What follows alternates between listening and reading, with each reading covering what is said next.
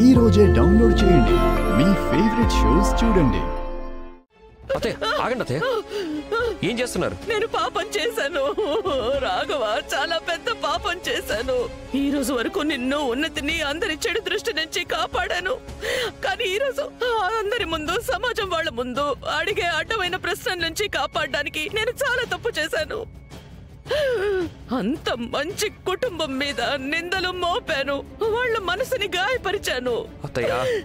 నీకు కూడా అనిపించుండొచ్చు కదా, మీ అత్తయ్య మనసులో అసలు మానవత్వం లేదని.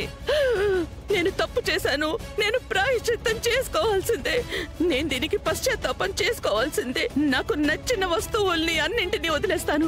నేను మొదలు పెట్టేది 2 పూట్ల భోజనం ఆపడంతో. పైగా ఈ గదిలో నాకు నచ్చిన వస్తువులన్నింటినీ నేను స్వాహ చేసేస్తాను, అన్ని పగలు కొట్టేస్తాను. ఆగండి, నన్ను వదులు రాఘవ. ఆగండి అత్తయ్య, ప్లీజ్ ఆగండి. మీరు శాంతించండి, మీరు కూర్చోండి. అత్తయ్య, మీరు ఏ తప్పు చేయలేదు. మీరు ఎప్పటిలానే నాకు ఉనికి మంచి చేయాలని చూశారు కదా.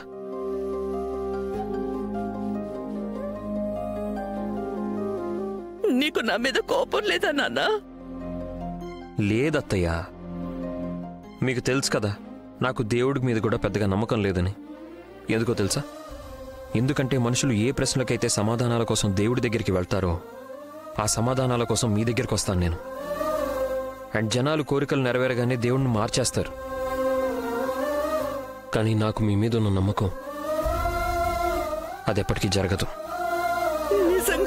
నా జీవితంలో దీన్ని మించిన నిజం ఇంకొకటి లేనే లేదు.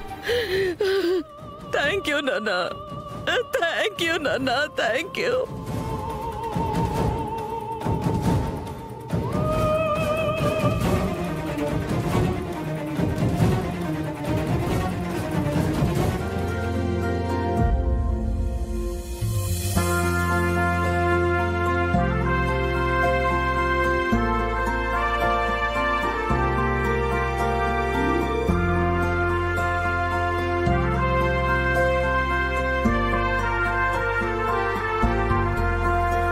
నాకు నా కాఫీని పీస్ఫుల్గా ఒంటరిగా తాగడమే ఇష్టం.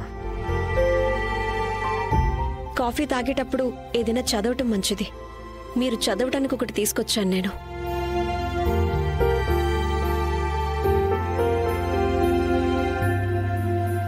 ఏంటది? ఇందులో నేను నా గతం గురించి మొత్తం అంతా రాశాను. అండ్ నాన్న విషయంలో జరిగింది, దాని గురించి ప్రతి డీటెయిల్ ఇందులో ఉంది. నేను స్నేహం కోసం చెయ్యి కలపాలనుకున్నాను, అది మీరు అందుకోలేదనుకోండి. కానీ ఈరోజు మిమ్మల్ని నా ఫ్రెండ్ అనుకున్నాను. అండ్ ఈరోజు మీరు నా కోసం చాలా చేశారు. మీరు నాకు ఎలాంటి ఫ్రెండ్ అంటే నేను మీతో నా మనసులో ఉన్న అన్ని రహస్యాలు పంచుకోగలను.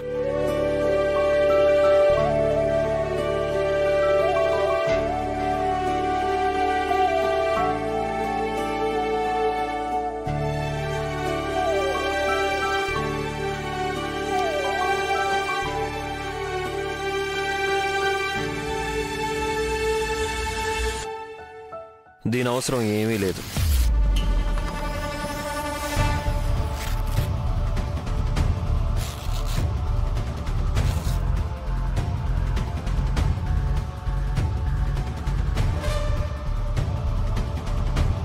Now please go.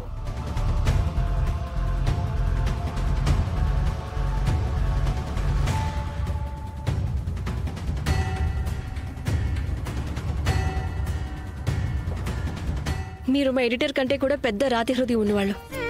ఆయన కూడా ఎప్పుడు ఇంత నిర్దయగా నా రిపోర్ట్ని చింపేలేదు. నేను నీ గతానికి సంబంధించిన నువ్వు కంఫర్టబుల్గా ఫీల్ అవ్వని ఏ విషయాన్ని తెలుసుకోవాలని ఎప్పటికీ అనుకోను. మనందరం మన వాళ్ళ వల్ల కలిగిన ఏదో ఒక బాధని, భారాన్ని గుండెల్లో మోస్తూ ఉంటాం. అది మనం ఎవరితోనూ షేర్ చేసుకోవాలనుకో. నా దగ్గర నా బాధలైన పెట్టే ఉంది, నీ దగ్గర నీ ఉంటాయి. అండ్ అలాంటి బాక్స్కి ఎప్పుడూ తాళం వేసే ఉంచాలి, తెరిచి ఉంచకూడదు.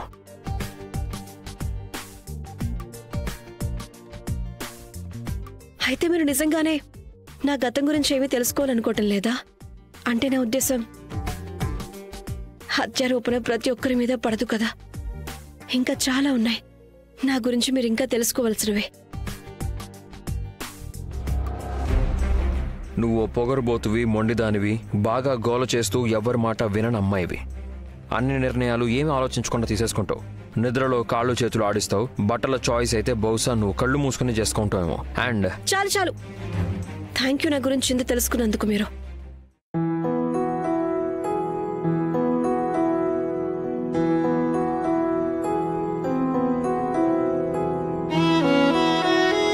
నీలో చాలా లోటుపాట్లున్నాయి, కానీ నీలో నిజాయితీ ఇంకా వాల్యూస్కి అయితే లోటు లేదు.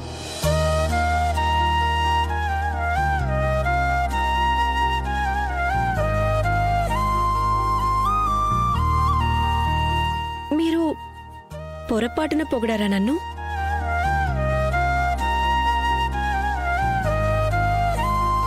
నేను జస్ట్ ఒకటే చెప్పాలనుకుంటున్నాను. గతంలో జరిగిన విషయాలు నీ గుండెల్లో అణిచిపెట్టుకుని ఉంచావు కదా, వాటిని అలాగే ఉండనివ్వు అని.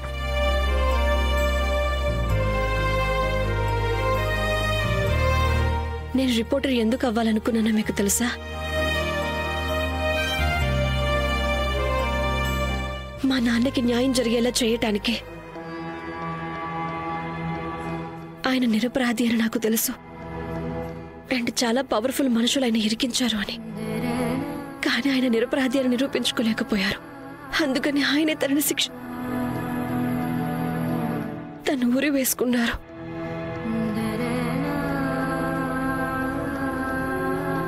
రేఖ వాళ్ళ నాన్న గురించి గుర్తు చేసుకుని మరీ బాధపడుతుందేమో. తనని డైవర్ట్ చేస్తే బెటర్ అనిపిస్తుంది.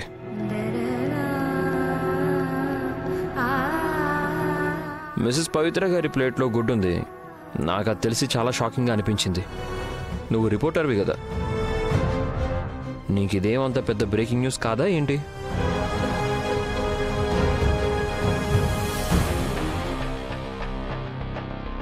అవును కదా, నేను అసలు ఆ విషయం గురించి ఆలోచించలేదు.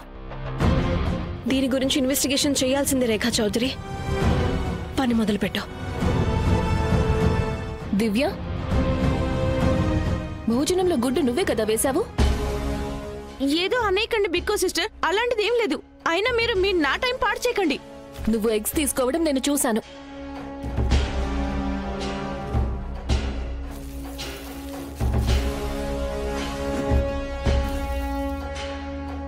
ఈ ఇంట్లో రోజు ఎగ్స్ అయితే ఎవరు తినరు.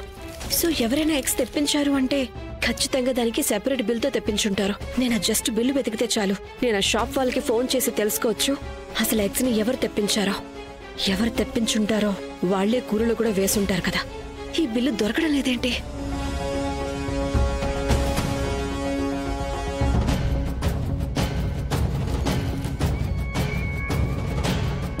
దొరికింది బిల్. అలాంటిది ఏం లేదు, మీరు ఏదేదో మాట్లాడుతున్నారు. నేను అలా ఎందుకు చేస్తాను? రేఖ అంటే ఎందుకు అంత చిరాకు దివ్య?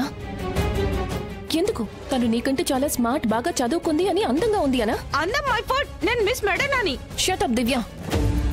నువ్వు రేఖని చూసి ఈర్ష్య పడుతున్నావు. ఎందుకంటే తను రాఘవ్ అన్నయ్య వైఫ్ కాబట్టి. తన చేతిలో నీకంటే ఎక్కువ అధికారం ఉంది కాబట్టి. అలాంటిది ఏం లేదు, ఇవన్నీ అబద్ధాలు, ఊహించుకుని అంటున్నారు అంతే. నువ్వేం కావాలంటే అది చెప్పుకో దివ్య.